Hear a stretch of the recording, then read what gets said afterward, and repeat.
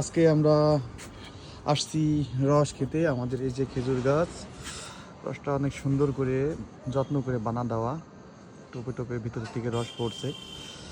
শীতের দিনে অনেক শীত, ঠান্ডা, কালো অন্ধকার চারিদিকে, এদিকে মাঠ, যার কারণে অনেক বাতাস। এখন আমরা রস খাবো। তো আমাদের গাছে ওঠা লাগবে না, গাছটা অনেক বড়, 2 তলা ছাদের উপরেও, কিন্তু আমাদের গাছে ওঠার প্রয়োজন হচ্ছে না, কেননা ছাদে থেকে আমরা এখানে রস পেড়ে খেতে পারছি। আর আজকের রস খাওয়া আমার মামুর জন্য। মামু কালকে সিঙ্গাপুর চলে যাবে, তাই আজকে আমরা রস খাচ্ছি।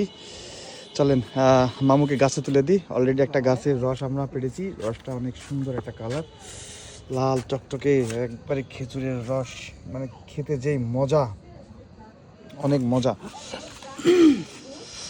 গাছে উঠে আমি এখন রস পারবো, তাই আমরা উঠে চেষ্টা করি। একটু মোটা হয়ে যাওয়ার কারণে গাছে উঠতে একটু সমস্যা হচ্ছে। একটু মোটা হয়নি, অনেকখানি কি মোটা হয়ে গেছো। একটা আমি সুন্দর যত্ন সহকারে খুলবো। ওয়াও মামা, ইয়েস, অনেক রস, মানে দেখো যে হারে টোপে টোপে পড়তেছে গাছ বেয়ে রসটা, এই যে 1 ফোঁটা 2 ফোঁটা করে পড়ছে। হ্যাঁ, অনেক টেস্ট, মজা আছে, তাই আমি খুলে দিলাম।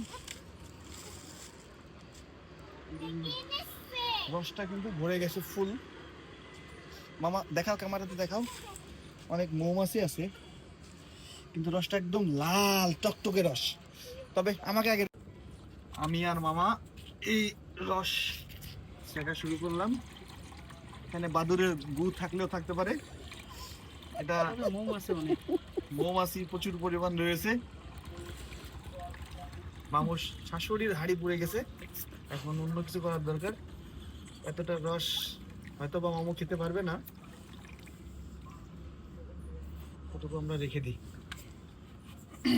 আমাকে এখন গাছে যেতে হবে পুনরায়, রসটি নাহলে সারা রাত পরে সব নষ্ট হয়ে যাবে। Safety first, work last. গাছটা লড়ছে না, বিল্ডিং লড়ছে, বুঝতে পারছি না।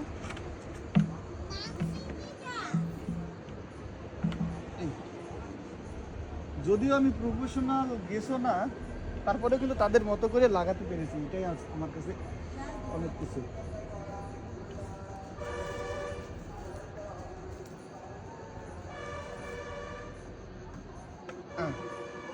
পারফেক্ট, আবার লাগাই দিলাম। সারা রাত্রে আবারও রস ভরে টইটুম্বুর হবে ইনশাল্লাহ।